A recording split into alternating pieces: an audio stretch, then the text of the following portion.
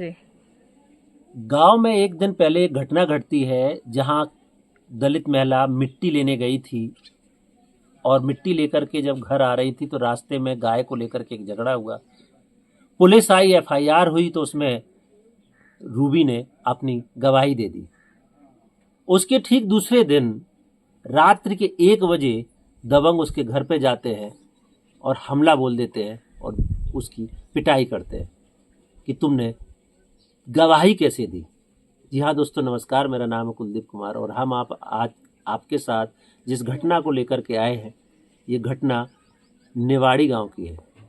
नेवाड़ी गांव की रहने वाली रूबी जो अपने घर पे अपने परिवार को पालन पोषण करती है, गृहस्थी का जीवन जीते हुए गांव में घटना घटती है, उसमें वो पुलिस को गवाही देती है तो दबंग उसके घर पे ही हमला कर देते हैं और रात के 1:30 पे जब लोग सोए हुए होते हैं उस समय ये हमला होता है। आखिर घटना की सच्चाई क्या है, हम रूबी से ही बात करते हैं। रूबी, क्या हुआ था? राधा रानी को, सपना को, गौरी को हमारे दरवाजे पे जय सिंह यादव, चरण, उनकी घरवाली, लड़की, बच्चे सब इनकी मारपीट कर रहे थे। पत्थर डंडे बुरी तरह से मारपीट कर रहे थे। फिर 100 नंबर आई तो हमने उनसे बोला कि हाँ साहब, ये लोग मारपीट कर रहे थे, हमने इनकी गवाही दे दी। कुछ नहीं, दिन भर कुछ नहीं बोले भी लोग। शाम के रात में हम सब लोग खा पी के सो गए थे। हमारे पति कारीगरी को काम करत बाहर रहा था। वे लोग आए, बोले दरवाजा खोल, जात की चमट्टी घोसला की फलानी ढिकानी बुरी बुरी गाली देने लगे, गंदी गंदी। हमने दरवाजा खोलो तो उन लोगों ने मारपीट करी। हमारे सर पे तो चोट मार दी थी, जो खून बहन लगो। जब तक हमारे बच्चे सब आए गांव मोहल्ला के, जब तक वे लोग भाग गए थे। अच्छा, फिर हम गए, एफआईआर लिखाई। तो कहाँ गए आप? हम गए कालपी थाने में। हमारी एफआईआर नहीं लिखी गई। क्या बोला गया? बोला गया कि ये गलत है और वो लोग ऐसे हैं नहीं है, इन लोगों ने पैसे दिए हुए, जे कुछ कहा हुए। हम बहुत परेशान भये। 6, 7, 8 दिन हमारी एफआईआर नहीं लिखी गई। फिर हम झांसी गए, तब थाने से फोन आया। झांसी कहाँ? कमिश्नर के यहाँ? हाँ, कमिश्नर है कि डीआईजी जो भी हुए, हम वहाँ गए। तब फिर फोन आओ कालपी से, बोले कि रूबी कालपी आ जाओ, आपकी एफआईआर लिखी जा रही। तो जब रूबी ने गवाही दे दी, क्योंकि रूबी के घर के सामने ही उन लोगों ने मारा था, और जब 112 नंबर पुलिस डायल किया गया था और पुलिस घर पर आई थी तो पुलिस ने पूछा, रूबी ने बताया हाँ साहब घटना हुई थी और यहाँ इन्होंने मारा था। बस इसी बात को लेकर के उन्होंने इनसे दुश्मनी मान ली और दूसरे दिन जब रात में जब इनका परिवार सोया हुआ था तभी आकर के इनको तमाम जाति सूचक गालियाँ देते हैं और इनके साथ मारपीट करते हैं। उसको लेकर के एफआईआर कराने थाने जाती है तो पुलिस सुनता नहीं है।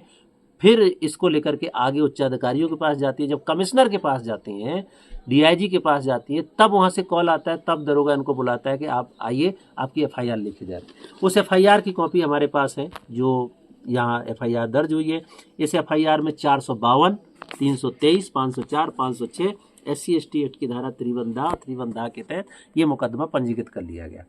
उस मुकदमा जब वहाँ से आपको फोन आया कि आप आ जाइए, आपकी एफआईआर लिखी जा रही है, फिर आपने क्या किया? आप गए थाने? हाँ, फिर थाने गए, सो एफआईआर लिखी गई।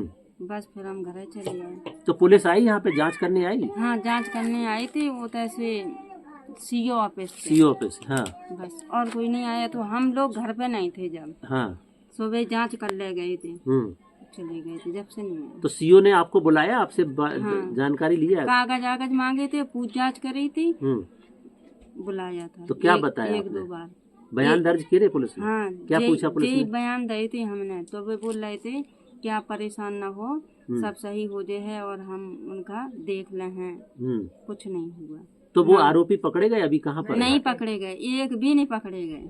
आपने पुलिस को, सीओ को बताया कि साहब वो लोग ऐसे ही गुंडागर्दी कर रहे हैं? कई बार बताया साहब, वीडियो भी दिखाई, रिकॉर्डिंग भी सुनवाई। जी, हर रोज गाली गुलौज 2-4 दिन में करते ही रहते हैं। तो आपने इसके कुछ वीडियो और रिकॉर्डिंग अपने पास रखी है? हाँ, और उस सीओ को बताया? हाँ, उनको दिखवाए और सुनवाए भी हैं। सीओ ऑफिस में सीओ ऑफिस पर वे मिले नहीं हैं। उनके जो राहत हैं उनने बयान ले ले, कह दी जाओ।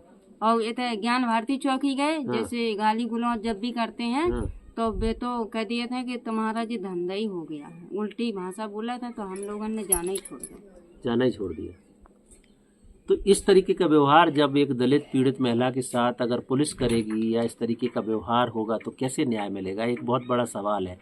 ये जांच का विषय है कि सही क्या है गलत क्या है, लेकिन किसी को भी किसी तरीके से आप ऐसे ठहरा देना ठीक नहीं है। इसके बाद अभी क्या स्थिति है रूबी की, अभी माहौल क्या है, आपको धमकियां मिल रही हैं, माहौल किस तरीके? बहुत गलत है साहब। अब कल परसों के दिन हम निकले कूड़ा फेंकने के लिए, उनने झकला गली में डाल दिए, बच्चे के पाँव फट गया। तो हमने कहा कि कोई गली में झकला डाल देता है, तो बोले इस मादर चोद वाली को समर गया को वो लठ। तब हमने कहा उनसे कि तुम्हारी हिम्मत है हमें लठ मारो, तो बहुत गाली गुलौज करी। हमने कुछ नहीं कहा, क्या कह दे दीदी जब कोई सुनवाई नहीं है। तो आप क्या चाहते हो अभी, अगर आपके ऊपर प्रेशर पड़ेगा, दबाव पड़ेगा, तो आप केस लड़ेंगे कि समझौता करेंगे, क्या करेंगे? नहीं, केस लड़ेंगे, समझौता नहीं करेंगे। नहीं करेंगे ना। तो मांग क्या है आपकी, क्या चाहती हो आप, क्या चाहती हो, क्या कार्रवाई चाहते हो? जिनको सजा मिले, जो जी अपराध कर रहे, हम गरीबन के संग हैं, बिल्कुल हम चमार हैं तो अपनी जगह, हम तुम्हारे घर के थोड़ा का नहीं ना। काहे तुम हमारी जवान बेटियां रहती दो, हमारे पति घर में जब हम तुमसे नहीं बोला तो तुम हमसे काहे बोलो? बिल्कुल हैं, काहे तुम कह रहे कि राजीनामा कर लियो, गांव से निखार दे हैं, दुनिया की बातें करा थे। ये भी बोला जा रहा है कि राजीनामा कर लो, नहीं गाँव से। राजा सिंह, उनको लड़का रानू, इनके सभी लोग यही बोलते हैं, गांव से निकाल देंगे, तुम्हारी लड़कियां को ऐसा करेंगे वैसा करेंगे। अब कानून में जाओ साहब तो सुना ही नहीं है। तो कैसे न्याय मिलेगा, एक बहुत बड़ा सवाल है, क्योंकि गांव में बेहद गरीबी के हालात में ये दलित परिवार अपना गुजारा करते हैं। और इस तरीके की घटनाएं जाति की मानसिकता से अगर घटित होंगी और पीड़िता को इस तरीके से सताया जाएगा क्योंकि सयानी बच्चियां घर में हैं, कौन इनको सुरक्षा देगा? तमाम नेता अपने चुनावी वादों में बड़ी बड़ी बातें करते हैं, लोकसभा का इलेक्शन बीत गया, क्या किसी को दलित पीड़ितों की आवाज़ सुनाई देती है जिनके साथ घटनाएं घटती हैं? राजनीतियाँ होती हैं, लेकिन कहाँ से इनको न्याय मिलेगा? पुलिस का ये रवैया है, गांव में गांव से निकालने की धमकियां दिया जाता है।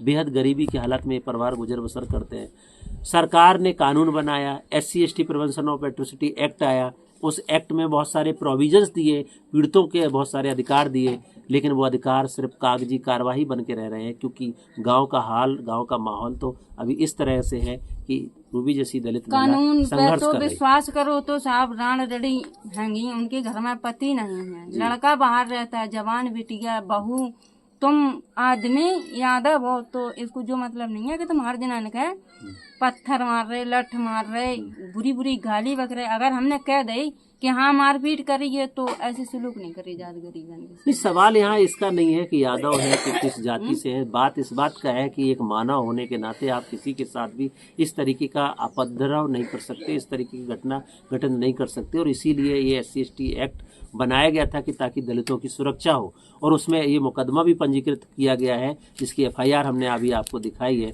कोर्ट तक केस पहुंच चुका है, FIR के बाद चार्जशीट भी दाखिल हो चुकी है, लेकिन अब तक पीड़ित परिवार को कोई मुआवजा की राशि नहीं मिली है। जबकि SC/ST एक्ट बोलता है कि FIR दर्ज होने के 7 दिन के बाद उनको कंपनसेशन मिलेगा, चार्जशीट दर्ज होने के बाद 50% कंपनसेशन की राशि मिलेगी, ताकि पीड़ित महिला अपने या पीड़ित परिवार अपने न्याय के लिए लड़ सके। लेकिन इस पूरे केस में अभी तक उनको कोई मुआवजा राशि नहीं मिली है। कोर्ट कचहरी की कार्रवाई के लिए ये जाति भी हैं, इन्होंने अभी जो बताया हमको कि हमने कर्जा लेकर के वकीलों को पैसा दे करके हाई कोर्ट तक गए हैं, लेकिन कुछ हुआ नहीं है। क्या हुआ अब तक, कितना पैसा लग गया, कहाँ से पैसा दिया? बहुत रुपया दो हमने साहब, कर्जा काट काट के रोज अतरे गए, उरई कालपी लखनऊ झांसी इलाहाबाद 2 बार गए, कर्जा ले लेके कि इन लोगों का सजा मिले, लेकिन कोई फायदा नहीं। तो सब जगह होकर के आए हैं, निराश होकर घर पे बैठे हैं कि हमें न्याय मिले, हम इसी उम्मीद में बैठे हैं। और आज आपके साथ ये घटना पे हम इसलिए साझा कर रहे हैं कि इस तरीके के माहौल में सही है गलत है ये जांच का विषय है, लेकिन एक महिला के साथ इस तरीके की अपमान करने की इजाज़त ना तो संविधान देता है, ना कोई इसकी इजाज़त देता है। जो भी ऐसा जुर्म करता है उसके खिलाफ कानूनी कार्रवाई जरूर होनी चाहिए, पीड़ित परिवार को सुरक्षा देनी चाहिए, पीड़ित परिवार को कानून के हिसाब से मुआवजा देना चाहिए, ताकि पीड़ित परिवार को सम्मानपूर्वक न्याय मिल सके। आज की कहानी में इतना ही, कल फिर मिलेंगे, तब तक के लिए नमस्कार, जय भीम, जय संविधान।